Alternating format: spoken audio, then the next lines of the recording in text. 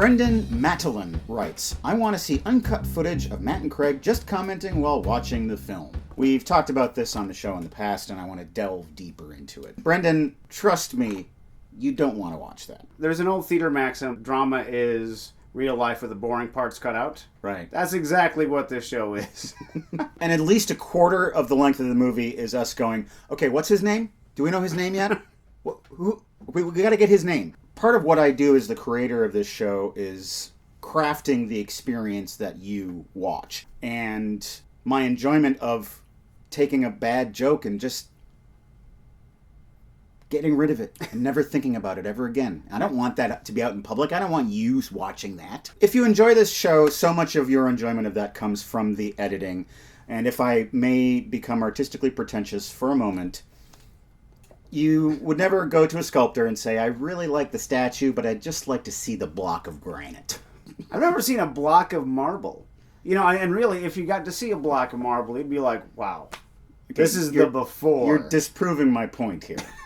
I've got a bunch of movies that I've never seen before. You don't know what they are. Every episode, I'm going to spring one on you. It might be good. It might be bad. We'll watch it and talk about it. Welcome to the basement.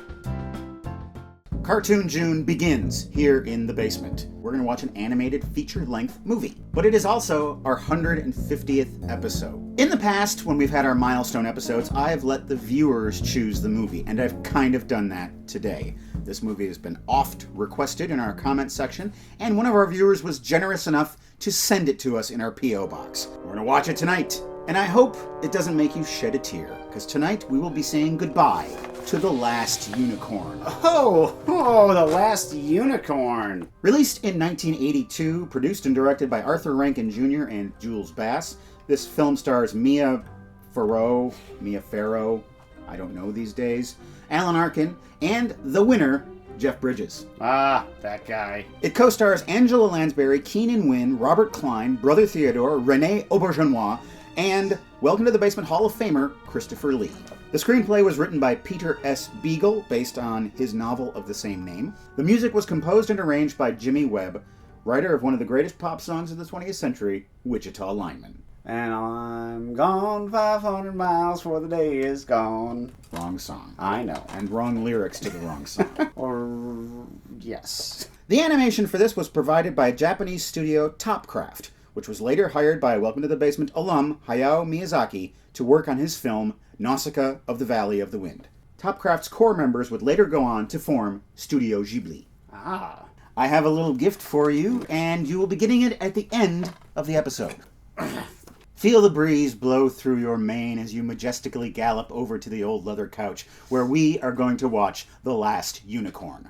Zing!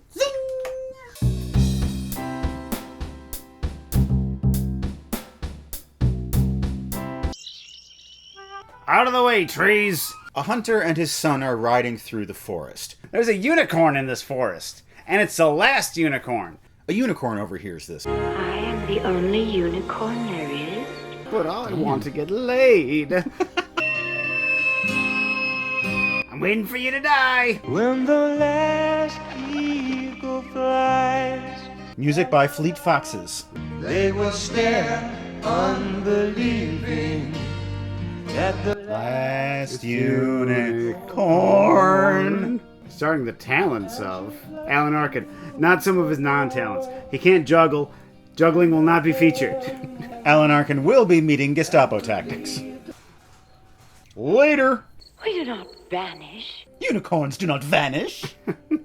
That is merely for common horses. Unicorns are special. A singing butterfly shows up and sings some silly songs. He sings and sings and sings, and he's simply delightful. Oh, have you seen the Muffin Man, the Muffin Man, the Muffin Man? Splat! All of the other unicorns were driven off by the Red Bull. What is the Red Bull? It gives you wings! But they're still out there somewhere. But I must know if I am the only unicorn left in the world. Yes, we get it. That's the plot of the movie. And if I'm the last unicorn, that means I'm the final unicorn. If the unicorns are in trouble, I need to go and rescue them. The journey takes a while. Seasons pass. As the unicorn is napping, a caravan of wagons ride past. This is Mommy Fortuna's midnight carnival. I know what you are. You're a unicorn. My hat is a tree. With Mama Fortuna is a carny fellow and the magician Schmendrick. She's going to capture it and put it in the carnival. The carnival is full of all of these fantastic beasts. They're not what they seem. They're actually just sad, old, broken down animals. I know you. If I were blind, I would know what you are. I'm not always a wizard. I also sell real estate on the side, and I've got some properties in Florida that you might be very interested in. But one of them is a magical creature. That's a straight-up harpy. One of the most dangerous creatures in the world. Hey, Harpy, what up? No other witch in the world holds a harpy captive. No one put Harpy in the corner. But you're gonna live forever, and only one person has ever owned you, and it's me, and you'll remember it, and it's always gonna bother you. Worth it. So there's my immortality, eh? Now, If you'll excuse me, my head now has termites because of my unusual choice for a hat. Do you speak of the Red Bull? The Red Bull is currently doing battle with the legendary 5-hour energy. Schmendrick is good in his heart, and he knows that he needs to set this unicorn free. I'm not that good of a unicorn, but I'm not that good of a magician, or a unicorn, or a juggler, for that matter. He casts all kinds of spells, and he messes things up. But finally, he produces a set of keys, Yeah, he got the keys from the lunkhead. and he unlocks the cage. The carny shows up, and he's mad that he was tricked. They wrestle. Gestapo tactics! While this is happening, the unicorn goes around and frees all of the animals. The snake couldn't escape from a cage. Even though only bad things can come of this, she frees the harpy. Mommy Fortuna shows up. She says, "Ha ha! Yeah!" She says something. See you around, Lansbury. Goes sit down on her, just eats the hell out of her. Harpy, she wrote. Don't look back and don't run. If they follow you, don't look back, like Dylan in the movies. The unicorn tells Schmendrick of her quest, and he says, "I'll come along. I can help." Tell me about the Red Bull. The Red Bull? You know, I'm a Four Loko man myself, so don't ask me. Juggling! He proved you wrong! Some guys on horses ride by, and they hide from them. It's raining men. Hallelujah. They're taken back to the camp of Captain Cully, who is this kind of legendary guy who lives in the woods.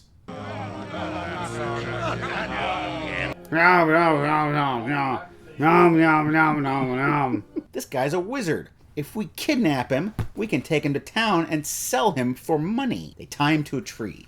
These ropes are no match for my magic. I'm gonna cast a spell. Whoa! And he turns the tree into a large, bosomed she-tree. I'm not gonna lie to you, some foreplay occurs. The motorboat hasn't even been invented yet. It's really not cool for a kid's movie.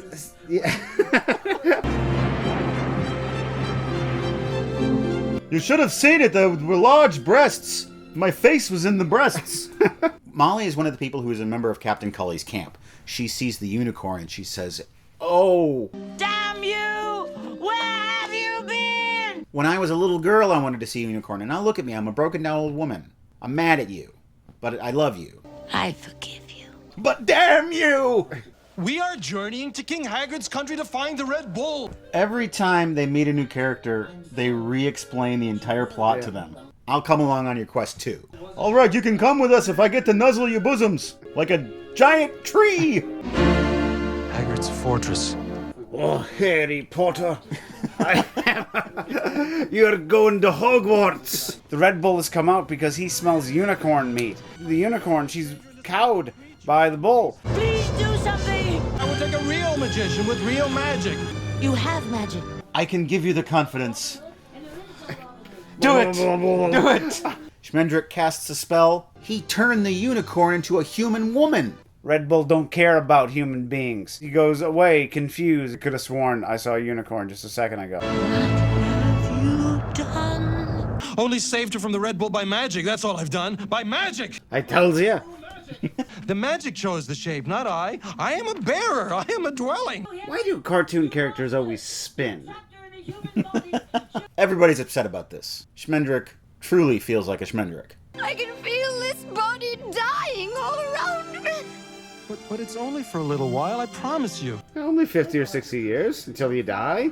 Now that they're all humans, they can just walk right into Haggard's place. Schmendrick introduces her as The Lady Amalthea. We seek audience with King Haggard. I am King Haggard. This is Prince Lear, my son. Hi. we will become your servants. I don't like kingly ways and courtly manners. The hunts and the balls and the great feasts. They are nothing to me. I have known them all, and they have not made me happy. I am weary of this world. Spin. And I'm a magician. Haggard says, I already have a magician, Mabrook. This marvelous Mabrook doesn't make you happy. Mabrook makes me happy. You know, the producers, Young Frankenstein, Blazing Saddles. Oh, yeah. I love Mabrook. Let's see this magician. He has come to take your place. He is coming to take you away, ha Ha ha. hee hee ho ho. The legendary Schmendrick? The runeless wonder? The mighty Hercules. Stop calling me the mighty Hercules. Mabrook is let go. I'll write you a reference. Mabrook does not need you on his resume. He's confused, and then he's gone. And there's something weird about this girl's eyes. Almathra? Amalthea. Almalthea. Why can I not see myself in your eyes? I cannot see what it's like to be the bad man, or to be the sad man. Please, lady, let me help you. You can call me the Dude, or El Duder, or Duderino if you're not into the whole brevity thing. Molly works in the kitchen. Schmendrick entertains the king. Why did I get rid of Mel Brooks? He's doing his best. He is spinning and spinning. And Amalthea is wooed by Prince Lear. She didn't want nothing to do with him. He writes poetry to try and win her over. Prince Lear. You were dreaming, my lady. But I'm always dreaming, even when I'm awake. I think I've been incepted. Molly, Why are we here? why am I here? Amalthea sings. What? I can't remember. Pretty... Everything has changed. Oh, that's a high note for you, Mia. There's a talking cat. So that be a unicorn. He tells Molly a riddle about the location of the Red Bull. When the skull speaks, when the clock strikes the right time. Great, now we have to solve this riddle. Why won't you help me? That is helping in its Yeah, way. the riddle is help. That's Yeah, I'm you trying to expand help you. your- Prince Lear sings. I've had time to write a book about. See, right now I know that he has started too high. That's all I've got to say. And now Yet the song continues. I feel as though my tongue were made of clay. Because I've been eating dirt all day. That's all I've got to say. And another thing. And his song is so powerful and pure that Amalthea finally falls in love with him. King Haggard corners Amalthea and he says, I know what you are. I collect unicorns. The Red Bull gathered them for me one by one, and I bade him drive each one into the sea. And every time the tide comes in, I get to look at all of my precious unicorns. Now they are mercorns. And I'll do the same to you. I'm gonna get you in that water by hook or by crook, lady. The gang is walking around the castle trying to solve the riddle. They see a talking, giggling skeleton. Even Prince Lear doesn't know the secret way, but I do. I want some wine. There's no wine in the castle, so they trick him by just giving him an empty bottle because the guy has no nervous system. Skeletor says, yeah, just walk through the clock. It's as simple as that. That will take you to the Red Bull. Skeleton realizes there's something wrong with that Almathea girl. I was on the toilet. Schmendrick almost doesn't make it because King Haggard runs down there with his sword. But he finally gets through too. She's in love with Lear, but she can't love him as a unicorn. I love whom I love. And I will get freaky with a horse. Should she stay a human and be happy with him and eventually grow old and die? Or go back to being her true self? She can't decide. You're a unicorn again. Poof, like that. And she's pursued by the Red Bull once again. Down to the water, the heroic Prince Lear almost gets killed. She finds some hidden courage in herself, and she fights back. And we find out that the Red Bull isn't as tough as he looks. Gonna turn him into a water buffalo. There you go. That's why we hired him. He's the one that gets driven into the sea. With that comes all of the sea foam, which transforms into unicorns. And all the unicorns are released. And the castle falls down. King Haggard falls to his death. Stab. Prince Lear says, well, you need to go be you and I need to go be me. Come with me. I will. Was that a proposal? I guess so. You know, come with me. Come on, keep it classy.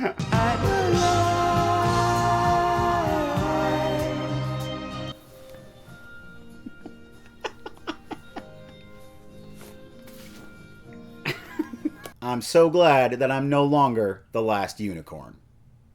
There are no happy endings. Because nothing ends. The last unicorn has ended. It was a pretty happy ending, I'd say. Yeah? So take that, Schmedrick. You're filled with fallacies. Oh, I can't do magic except for every single time I do magic in this movie. And I transform a unicorn into a human and then back again. But not much of a magician. What did you think of this movie? It was always close to being great. Yeah. Yeah. The dialogue's not that great. The Nope. acting's not that great. Nope. The writing's not that great. Nope. But it still made me feel things. Yeah. I cared about the unicorn. I cared about Schmendrick. What made it almost great was that the story itself is great. Because it's a classic fairy tale. Yeah. And also the animation in general is great. Outstanding. Just the light that's hanging in the forest. So those two things are powerful enough that you do not care that Schmendrick sometimes seems as though he just got his lines right here in the studio. There's a very odd king who has this very odd reason for doing this thing. It's all fascinating. When you boil it down to just a few seconds, it's great. So I want to read the book. I think I might know what the problem is. What? Because you know what Rankin Bass did really well? The 1-hour television movie. And this was an hour-long movie. Told in 90 minutes. Yeah, and that's why you had all of this filler. So I cared about the characters, and I felt this sort of deep sadness just watching the plight of this unicorn.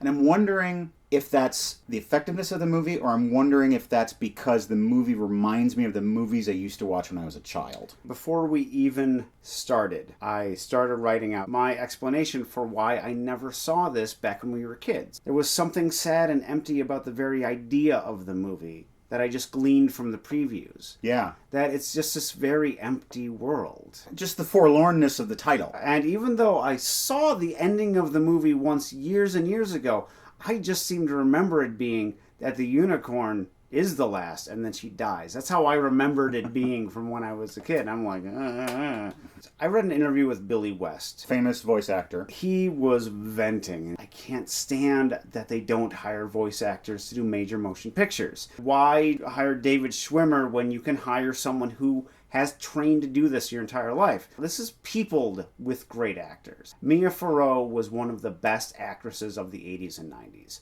And she gives us nothing. Just kind of this vapid sounding, dialogue. Yeah. The guy who plays the wizard Mabrook, I've heard that guy in a million cartoons. I am not packed off as easily as that. That guy's a voice actor. When I was growing up, she was Mia Farrow. Now she's Mia Farrow. When did that happen and why? I don't know. It does seem a lot like, Dr. Frankenstein. My mother always called the president Ronald Reagan, and she was insistent that that is how they used to say his name back when she was a kid and he was an actor. What would you change your pronunciation to? I wouldn't. Matt Sloan? I had a French teacher in high school who used to call me that. Really? Monsieur Sloan. Répétez. His name was Mr. Blanchet-Crebu. I called him Mr. Ben. Because really, in Blanchet-Crebu, you have like half of what you need to know for French, just in that name. You shouldn't have said Mr. Ben. I never thought I'd talk about Mr. Ben on this show. Do you think this movie was made for girls? Was it made for boys? Or was it made for both? I'd say girls. And that might be why we never watched it either, because it's a movie about unicorns, and why would we watch that? I think the association with girls and unicorns is more of a modern one, though. Yeah. Not so much when we were kids. I used to think unicorns were cool. How did Haggard come to his conclusion of how to find happiness in life? Have I tried rounding up all of the Earth's unicorns and having them pushed into the ocean where I can just watch them washing up against my castle for all eternity? Maybe I'll do that. Well, he's a wicked man. He's a wicked, yeah, but... And so he sees something pure and rare, and he wants it all for himself. Ah, okay. Well, that makes more sense. That's a common theme in villainy. Philanthropy. Philanthropy. I'm a philanthropist. I do bad things for the community. The last unicorn has galloped through the basement, and we watched it. If you haven't seen it, check it out. Now, saddle up for Seen It. Seen It. A viewer was generous enough to send us The Last Unicorn, and now I own it. What else do I own? Let's find out in Seen It, Own It. Tony Mayer writes, I saw City Lights in its completeness for the first time in a big old school movie palace. They even closed the curtain at the end. Seen it?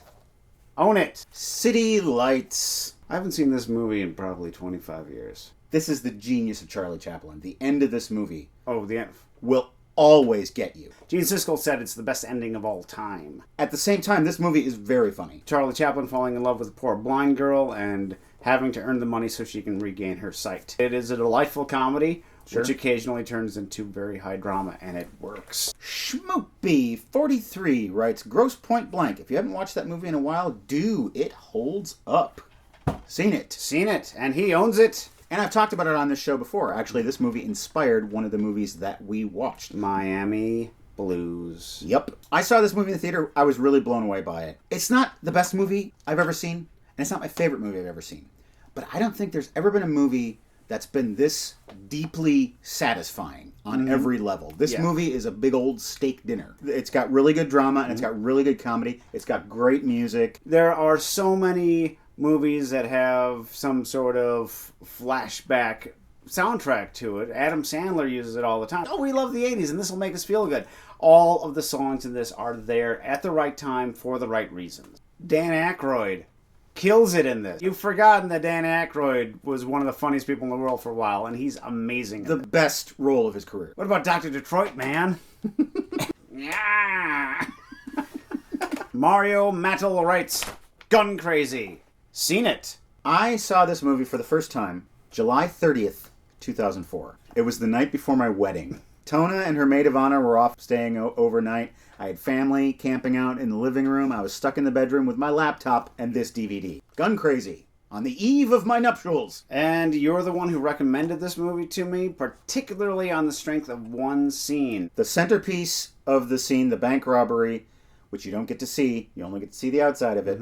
That is one of my favorite scenes. It's the most realistic thing I've ever seen in a fictional movie. Someone is involved with this, I forget. The screenplay was by Millard Kaufman, otherwise known as Dalton Trumbo. Ah. Millard Kaufman was a screenwriter. He was fronting for Dalton Trumbo. Yes. The screenwriters be fronting. Young Bart is played by an actor named Rusty Tamblyn, who's no other than Dr. Jacoby himself, Russ Tamblyn. Dawid Sue writes, The Room is a textbook example of a so good it's bad film. There are countless things done technically and artistically wrong. But can you think of something that's genuinely good about the movie? Seen it. There are a lot of good things about this movie. Name one. Sincerity. These people aren't the greatest actors in the world, but they are acting the hell out of this thing. Tommy thinks that he's the sexy hero who's the new incarnation of James Dean, and he believes it. And that's what captivates us. That's what makes us watch this movie again and again. It's that sincerity.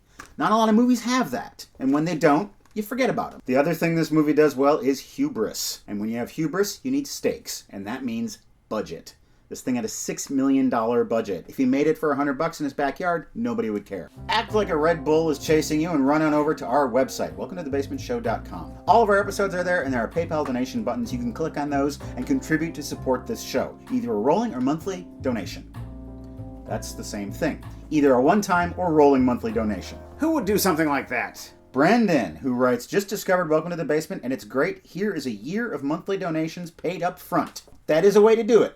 We'll take it. Yeah, thank you. To find out who the rest of our donors are and to see the contents of our mailbag, watch our unboxing show, which comes out this coming Friday. Remember all that stuff I was talking about at the beginning of the episode? About how if you want more of us on the couch, there most of the time are outtakes in the unboxing show. Cartoon June is not over, but the show is, and so it's time for me to give you your gift. Oh, finally. I understand that there is a special occasion coming up for you in just a couple of weeks. Oh, happy Father's Day, says this card. I didn't get you one of those last year because you had yet to prove yourself. But now... You thought I was going to give up being a father, but... A year and a half in, I think it's going to be okay. So enjoy that card. It's a unicorn. Let's see. Craig, as a reward for successfully procreating, you get to choose the second movie for Cartoon June. Cordially yours, Matt Sloan. That's right. You get to pick our next cartoon. Nice. The Last Unicorn. It's done. We're done. And now, watch this. We're done. We're not done. The show is done. Wait, the show is done. No, it's not done. This episode is done. Oh, okay. That's good, because I get to choose the next episode. It'd be a cruel trick of me to just say, the series has been canceled. But the card! Frame it, it's worthless. So that be a unicorn.